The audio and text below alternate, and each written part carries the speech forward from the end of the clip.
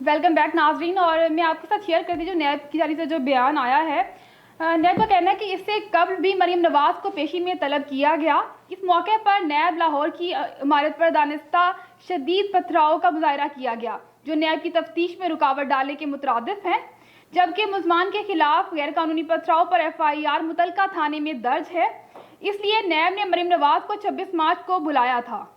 नैब तफ्तीशी team ने notice इरसाल किया, ताहम NCOC की हिदायत को मद्देनजर रखते हुए और मुफादनामा के पेश नज़र नैब की जानिब से असूली फैसला किया गया कि मुलजमान मरीम नवाज की कल की पेशी मुलतवी कर दी गई है, अगरचे नई तारीख का ऐलान बाद में किया जाएगा। पहला हिस्सा था उसमें उनका कहना था कि जो पथराव किया गया था मुस्लिम लीग नून की जानिब से उसका उस पॉइंट को कहा गया। दूसरी जानिब उन्होंने कहा कि NCOC की हिदायत के मुताबिक इसको मुलतवी किया गया है। तो चलते हैं वापस हम राबिया साहबा की जानिब और उनसे जानते हैं कि इस नैब की इस बयान पे आप क्या कहेंगी।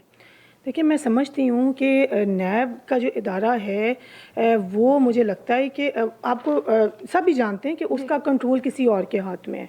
देखिए, वो जब अपनी मर्ज़ी होती है वो बात बना लेते हैं। देखिए, जब आप जब ये कहते हैं जी कोरोना वायरस की तीसरी वेव है, थर्ड वेव है, वह बहुत जो है वो इसमें जो है बहुत क्रिटिकल जो है सिचुएशन है। तो पहले तो ये है कि अगर इतना ही इशू था और बाद में मुलतवी करना था ये बहाना करके, तो ये तो वेव कब से चल रही है, ये कोई कल से तो नहीं चल रही है, परसों से तो नहीं चल रही। तो इनको पहले ही पता होना चाहिए था कि डेफिनेटली जब भी हेयरिंग होती है मरियम बीबी की, हमजा शहबाज साहब की, तो लोग जाते हैं अपने कायद की मोहब्बत में जाते हैं। तो ये तो फॉर श्योर था कि लोगों ने आना है अपने कायद को मिलने के लिए, कायद के साथ यकजहती करने के लिए। तो मुस्लिम लीग नून का क्या मौक़िफ़ है? क्या नैब डर गया? नैब डर क्या गया? वो तो डर के वो उसका तो ये था कि डर के वो छुप गया कि ये है कि क्योंकि जो ओवरऑल पाकिस्तान क्या पूरी दुनिया में जो है नैब ने सब कहते हैं जी नैब नियाजी कठ जोड़ जो है वो पूरी दुनिया में क्या पूरे पाकिस्तान में क्या पूरी दुनिया में बदनाम हो चुका है। और ये जाहिर ये साफ नज़र आ रहा है। ये कोई अक्ल वाला बंदा अगर देखे तो ये साफ नज़र आ रहा है कि मरियम बीबी की जो है वो पेशी जो है या हेयरिंग, कुछ भी कहें, अगर हम इस बात को मान लेते हैं कि नैब हार गया या डर गया, तो क्या ये हमारे इदारों की हार या उनका डर, ये हमारा देखिए डर नहीं गया, वो डर नहीं गया। बेसिकली जब मरियम बीबी की हाई कोर्ट ने बेल कर दी तो जो बेसिकली उनका मकसद था वो ख़त्म हो गया ना, डरा नहीं, उनका मकसद ख़त्म हो गया कि उन्होंने तो गिरफ्तारी के लिए उनको बुलाया हुआ था। जब उनको जो है वो बेल मिल गई तो उनका जो बेसिक मकसद था वो ही नहीं पूरा हुआ।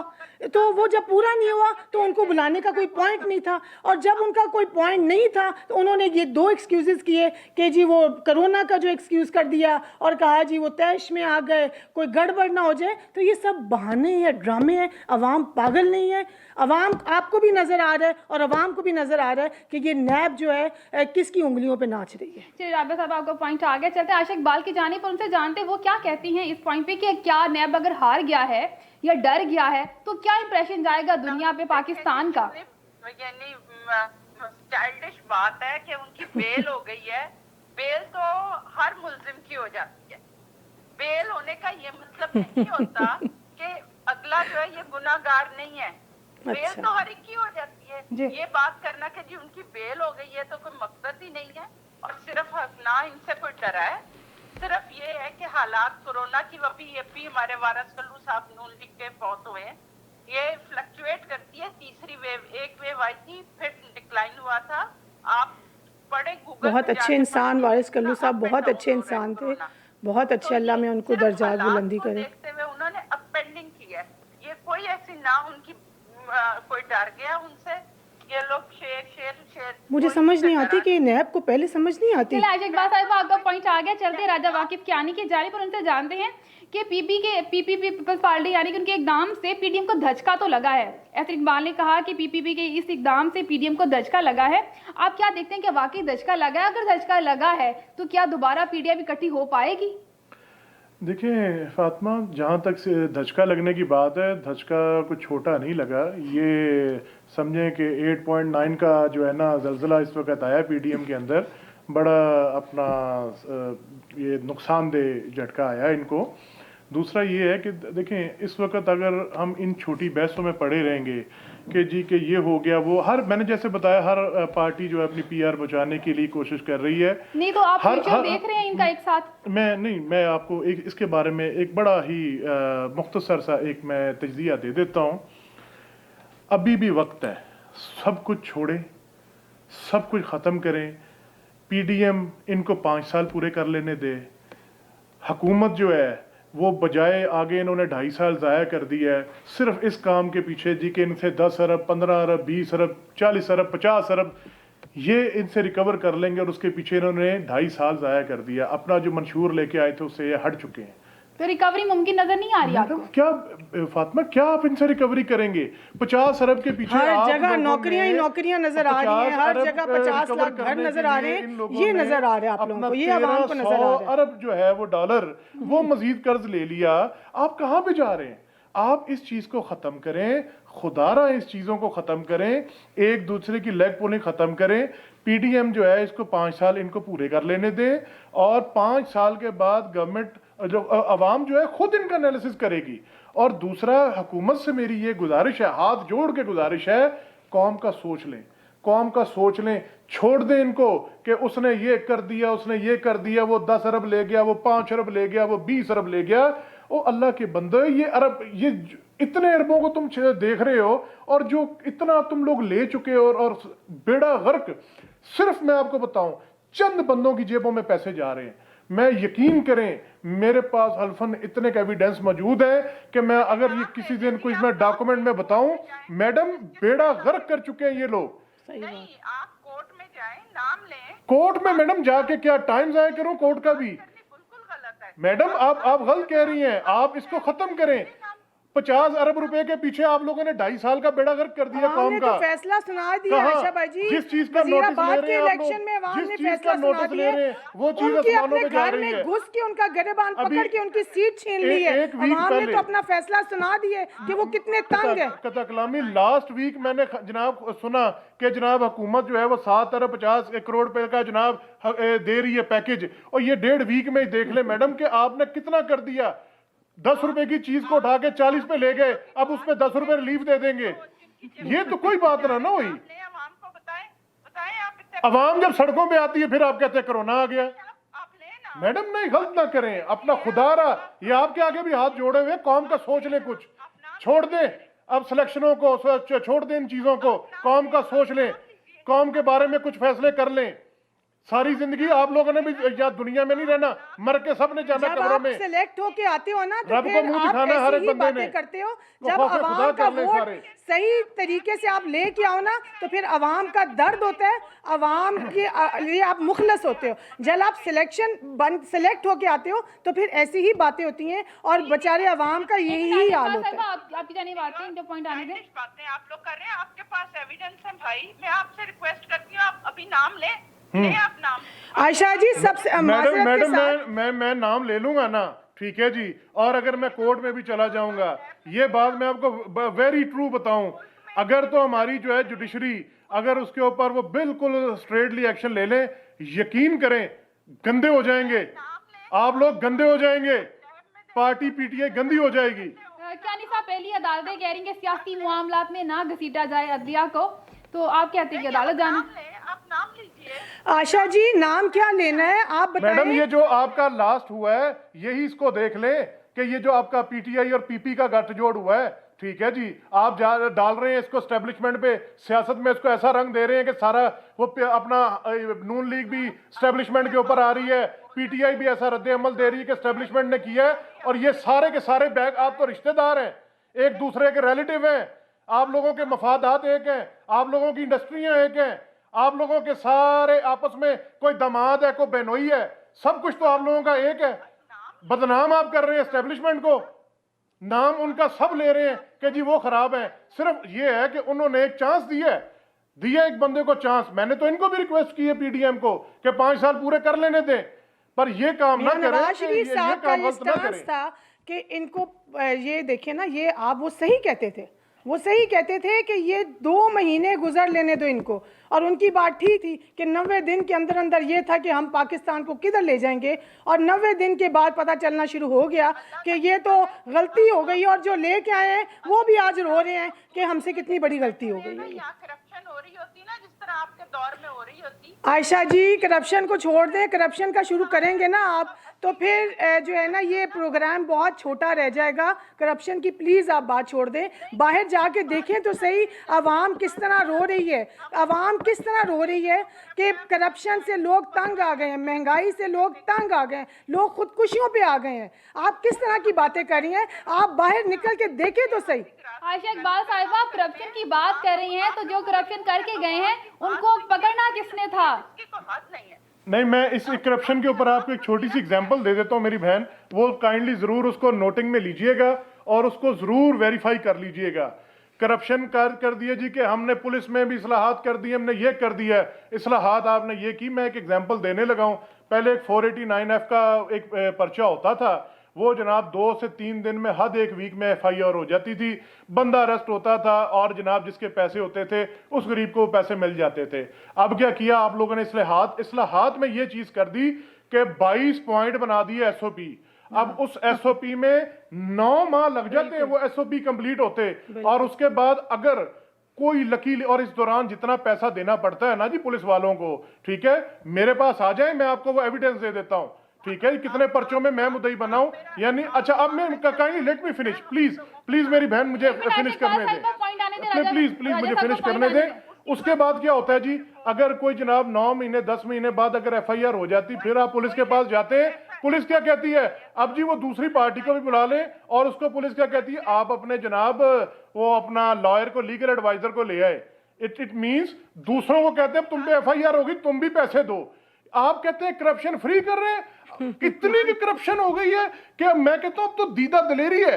आप कोर्ट में चले जाएं, 22 भी होती थी कि अगर पुलिस वाले पर्चे नहीं थे देते तो जनाब वो अपना उस पर वो कर देते थे, कोर्ट डायरेक्शन देती थी, वो पुलिस जो है SHO वो जाके कोर्ट में पर्चा देके आता था।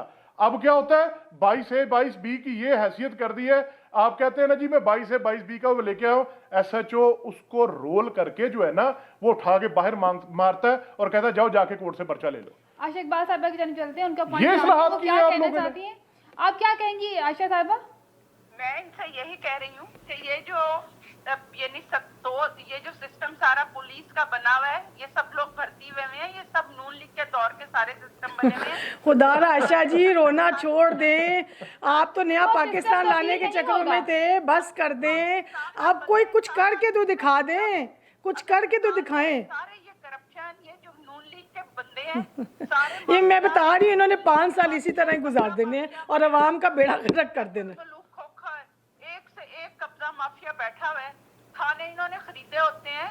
एकदम सारे ठीक है भाई, ठीक कह रहे हैं, इस्लाहात नहीं हुई, मैं मानती हूँ भाई की बात, लेकिन आप भाई एकदम बताएं कि एकदम जो है सिस्टम 3.25 साल आशा जी हो गए हैं, 3.25 साल गवर्नमेंट को आए।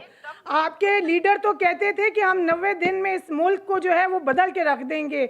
मुझे बताएं कि 50 लाख जो घर हैं वो किधर कहीं नजर आ रहे हैं आपको?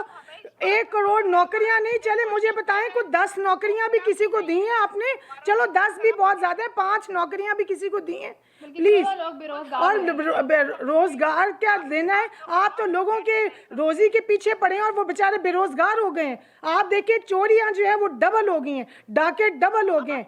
मेरी बात आयशा साहिबा, इस बात से कोई इनकार नहीं कर पाएगा कि महंगाई डबल हुई है। चोरियां डबल हो गई हैं, डाके डबल हो गए हैं, खून खराबा हो गया है, कोई किसी को नहीं है। गुजरते मेन रोड से जो है वो आपको डाके डाल रहे हैं, कोई पुरसाने हाल है ही नहीं इधर। और आप बात करते हैं रियासत मदीना की, शर्म नहीं आती इनको? डालिएगा असेंबली में, पहले आप डाटास लें फिर बात करें। नॉन ऑथेंटिक बात करना इस्लाम में भी मना है। हम लोग हर चीज का पहले डाटा लेते हैं, उसके बाद हम बात करते हैं। चले आशा जी ये बता दें प्लीज, वो जो डबल 50 घर बनाए हैं उसका डाटा हमें दे दें कि वो 50 लाख घर में से कितने लाख घर आप जो है वो बना चुके हैं जो गरीब आवाम को देने हैं। 1 करोड़ नौकरी में से कितनी नौकरियां आप दे चुके हैं? प्लीज इसका डाटा अगर हमें दे दें, हमारे लिए यही काफी होगा। आप कल ही असेंबली जाएं, सवाल डालें, मैं भी एमपीए हूँ, मैं भी हर चीज का डाटा मेरे पास होता है। ठीक है। यहाँ भी हमने जो बात करते हैं बिल्कुल डाटा ठीक। पे, अभी भी भाई ने जो कहा है 22A और 22B मैंने लिख लिया है कि मैं इस पे असेंबली में क्वेश्चन डालूंगी। हम लोगों का काम होता है असेंबली में आवाज उठाए गलत बात का, हम लोगों ने पॉलिसी देनी है, ठीक है। हम लोग पूरी कोशिश करते हैं कि किस तरह इस्लाहात हो, पुलिस रिफॉर्म जरूर होनी चाहिए, हम भी इस हक में हमारा, मैं खुद यानी डोमेस्टिक वायलेंस की हूँ तो मैं खुद एडमिट करती हूँ कि कोई औरत थाने नहीं जाना पसंद करेगी। हाँ, अगर हम कोई इसके पैरेलल 1112 वाले को हेल्प करते हैं तो फिर औरतें जिस सूबे के चीफ सेक्रेटरी को कितनी दफ़ा बदल चुके हों, आईजी कितनी दफ़ा बदल चुके हों, सेक्रेटरीज कितनी दफ़ा बदल चुके हों, तो उस जगह क्या काम होगा? चलिए, इस मामले पर आप लोगों का पॉइंट आ चुका है। 2 साल में साफ हो सकता है। आप पौने 3 साल हो गए आयशा जी, पौने 3 साल हो गए हैं। बना दिया हुआ इस मुल्क में जंगल का कानून। पीपल्स पार्टी वाले क्या बात करते हैं, ये अपनी रहनुमा का कातिल तो पकड़ नहीं सके, मुर्तजा भुट्टो का कातिल ये पकड़ नहीं सकते, बीबी का कातिल ये पकड़ नहीं सके। तो अभी तो आपने उनके साथ मिल के जो है वो लीडर ऑफ ऑपोजिशन तो बना दिया जिनकी आप बात कर रहे हैं। आप दोनों, आपने बहन भाई समझ के आप लोग एक हो गए हैं और लीडर ऑफ ऑपोजिशन तो आपने उनको बनवा दिया। तो मेरा ख्याल में ये तो बड़ी ज्यादती वाली बात है। पॉइंट जरा जानते हैं, इस पे क्या कहना चाह रहे हैं वो। एक मिनट आयशा इकबाल साहिबा, जरा एक काइंडली एक सेकंड मुझे दीजिएगा। बात ये है, आपको भी पता है कि बेनजीर भट्टो का कातिल कौन है, आपको भी पता है मुर्तजा भट्टो का कातिल कौन है, और ये बरमला कहते हैं, सबको पता है, और आपका वो पसंदीदा तरीन इंसान भी है। और अभी रिसेंटली ये है कि आपने, मैडम मुझे छोड़ दें, ये पीपल्स पार्टी में से पूछ लें, पीपल्स पार्टी में भी तो है ना, नाहीद से पूछ लें, ठीक है, और इसके अलावा जो और अपना है सिंधी, उन लोगों से ये पूछ लें। हम पूछ लेंगे, इस वक्त आप हमारे पास मौजूद हैं तो आप बता दें कि कौन नहीं है। मैडम, इसमें जो है आप उनसे ही पूछें, इनकी ये कुछ चीजें होती हैं, ये खुद इनके अंदर होती हैं, ये खुद ही बताएंगे कि कौन है, और वही आपकी फेवरेट पर्सनैलिटीज में भी आ जाते हैं। तो आप काइंडली ये मेरी बहन मत कहें कि वो नहीं पता। बस बहुत अहम एक पॉइंट खुदारा, है, बात करेंगे। एक लास्ट रिक्वेस्ट यही है जी, एक रिक्वेस्ट यही है, बस अपना लड़ाइयाँ छोड़ें, झगड़े खत्म करें। ये आपको 5 साल पूरे करने दें, इनको भी मेरी रिक्वेस्ट है, और आपको मेरी ये रिक्वेस्ट है कि छोड़ दें 40-50 अरब 60 अरब को छोड़ दें, कौम की तरफ देखें, कौम को कुछ दें। बस ये मेरी हम्बल चलिए, पॉइंट आ गया क्यानी साहब। अब हम बहुत अहम मसले पे बात करेंगे। हमेशा से देखने में नजर आया है कि जो अमीर आदमी है उसके लिए कोई और कानून होता है, गरीब के लिए कुछ और होता है। हाल ही में एक तस्वीर वायरल हुई थी, इमरान खान साहब की, शिबली फराज ने ट्वीट की थी वो पिक्चर, जिसमें वो एक मीटिंग में नजर आए हैं और सिर्फ उन्होंने जो सिंपल जो मास्क होता है वो लगाया है, N95 यूज़ नहीं किया। पहली बात तो ये है कि इस मीटिंग की ज़रूरत क्या थी, इस तरह से वो वीडियो लिंक के जरिए भी हो सकती थी, पहली इसका बात। आंसर मैं देना और चाहूंगी। दूसरी बात ये कि अगर वो मीटिंग रखनी ही थी तो N95 मास्क तो एटलीस्ट यूज़ किया जाता, ताकि SOPs पर ठीक से अमल करते और आवाम को भी पता चलता। वहाँ एरोप्लेन के अंदर N95 के साथ नहीं जाने देते। ये जो मास्क, तो आयशा इकबाल साहिबा, इसकी जरूरत क्या थी वीडियो लिंक के जरिए? आजकल हर काम वीडियो लिंक से होता है, तो क्यों ना मीटिंग भी इस तरह कर ली जाती? जारी को बहुत जरूरी, कोरोना के बढ़ने का खदशा ज्यादा है ना, तो हमने इसीलिए तो नैब ने पेशी मुलतवी की। तो मीटिंग क्यों इस तरह से की गई, क्यों ना वीडियो लिंक के जरिए? देखिए, मैं चले बात कर लें। जारी बात है, बहुत से इश्यूज ऐसे होते हैं जो फेस टू फेस डिस्कस करने जरूरी होते हैं, तो वो उसमें प्राइवेसी नहीं होती। ओके आयशा जी, देखिए, मैं समझती हूँ कि इमरान खान साहब जो हैं इस मुल्क के सरबरा हैं, वज़ीर आज़म हैं, और इस तरह की वैसे हम अहमकाना हरकत जो है वो उनसे एक्सपेक्ट कर सकते हैं, क्योंकि इस तरह की जो है हरकतें वो करते रहते हैं। मैं समझती हूँ या तो उनको कोरोना था ही नहीं। एक मिनट आयशा जी प्लीज़, एक तो ये लगता है कि उनको कोरोना नहीं था, ये सब ड्रामेबाजी थी, क्योंकि 22 मार्च को उनको बुलाया गया था इलेक्शन कमीशन में फॉरेन फंडिंग केस में। तो मैं समझती हूँ कि उसको उस पे ना जाने का एक बहाना था, क्योंकि ये भी आप एक ले सकते हैं बात कि जी वो 22 मार्च को इलेक्शन कमीशन ने उनको बुलाया था और उसके फ़ौरन बाद ही उनको कोरोना हो गया। और आजकल मुझे बताएं, जब वीडियो लिंक के ज़रिए मीटिंग होती है और पूरे इंटरनेशनली इस बात को इस तरह से हमारे मुल्क जो है उसको इतना बड़ा धचका लगा है, इतनी रेपुटेशन ख़राब हुई है कि एक कोरोना का जो है एक कोरोना का पेशेंट कमीशन जो है जो मुल्क का सरबरा है वो इस तरह से जो है वो बचगाना हरकतें कर रहे हैं और वो मीटिंग ले रहे हैं। इतनी क्या इंपॉर्टेंट बात थी कि जो वीडियो लिंक के ज़रिए नहीं हो सकते, छोटी छोटी चीज़ों में तो वो वीडियो लिंक कर लेते हैं। तो मैं समझती हूँ कि इसका दूसरा पहलू ये है कि वो इलेक्शन कमीशन से अपने फॉरेन फंडिंग केस के भागने का तरीका था और उन्होंने बहाना बना लिया कि मुझे कोरोना है। चलिए राबिया साहब, आपको पॉइंट आगे चलते हैं आयशा इकबाल साहिबा की जानिब और उनसे जानते हैं कि वो क्या कहती हैं। उनकी खराब होनी थी। आयशा इकबाल साहिबा, जरा अभी आप क्लियर से बताएं कि क्या वजह थी। क्यों नहीं वापस आते? चलिए उस मामले पे तो हम हमेशा बात करते आए हैं ना। हम आज बात कर रहे हैं खान साहब की कि इमरान खान साहब ने मीटिंग अगर करनी थी तो वीडियो लिंक के जरिए कर लेते। या हमारे हॉस्पिटल्स में आजकल नॉर्मली यूज हो रहा है कि एक तरफ जो पेशेंट होता है, दूसरी तरफ जो डॉक्टर होता है, वो तरीका इस्तेमाल कर लेते। कुछ तो करते जो आप लोग शो करते हैं कि इस तरह के, मुझे तो ये नहीं होता है कि अवाम की कोई बात करें।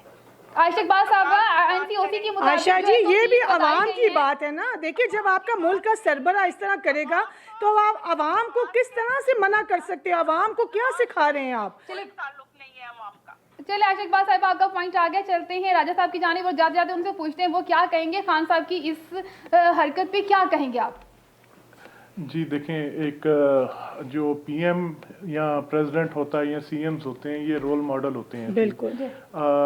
इसमें ये चीज़ मेरी बहन की ठीक है कि जी कोई प्राइवेसी होती है, बट नेशनल इश्यूज़ के ऊपर कोई इतनी कोई ख़ास प्राइवेसी नहीं होती जब आपके ही बंदे बैठे होते हैं। और वीडियो लिंक जो है या कुछ भी है, ये आपका बड़ा वो सिस्टम है कि इसमें कोई आपकी प्राइवेसी लीक नहीं होती। As a role model PM साहब को चाहिए था कि वो अगर कोई इस तरह की मीटिंग को नागुज़ीर थी तो ये भी कर सकते थे कि जी के शीशे की एक वॉल जो है जो हर जगह उसकी बैक साइड पे बैठ के ये अपना मीटिंग कर सकते थे। ज्यादा नहीं तो सर्जिकल मास्क की बजाय वो अच्छा मास्क N95 यूज कर लेते या कुछ ऐसा सिस्टम हो जाता आपको बताया जो हो वो अच्छा जाता। वहाँ यूज हो सकता है, लेकिन वीडियो लिंक तो हर था ये ना। सिर्फ एक रोल मॉडल होने के लिए उनको करना चाहिए था। वैसे इसमें कोई बहुत बड़ा को वो नहीं है सिस्टम कि कोई ऐसी बात नहीं है, बट ये कि हम लोगों को भाईजान मना कर रहे हैं, कौम को भाई हम लोगों को मना कर रहे हैं और हमारा बताने के लिए अपना इनको रोल सरबराह मॉडल जो है खुद वो बनना इस तरह से, चाहिए। अगर वो रोल मॉडल इस तरह नहीं वो बनेगा कौम को तो लोगों को आप क्या फिर सिखा रहे हो? या लोगों करनी चाहिए थी, बट ये कि इसको वो कह दें कि बहुत बड़ा इशू है, तो मैं इसको बहुत बड़ा कोई इशू नहीं इतना बड़ा समझता। इशू नहीं जिसको डिस्कस किया जाए। चलिए जी, आप सबका बहुत शुक्रिया प्रोग्राम में तशरीफ लाने के लिए। आयशा इकबाल साहब का बहुत शुक्रिया। प्रोग्राम किया था उसमें ये हम अवाम को लीडर्स और मीडिया गाइडलाइन होते हैं। चलिए जी, बहुत शुक्रिया आयशा इकबाल साहब, आपका पॉइंट आ गया और उसमें हमें अवाम के मसाए और उनके सॉल्यूशंस की बात करनी चाहिए। बहुत शुक्रिया आयशा इकबाल साहिबा। प्रोग्राम का वक्त खत्म होता है। राबिया साहब आपका बहुत शुक्रिया, वाकिफ कियानी साहब का भी शुक्रिया तशरीफ लाने के लिए। प्रोग्राम का वक्त खत्म होता है। अपना ख्याल रखिएगा, दुआ में याद रखिएगा। अल्लाह निगहबान।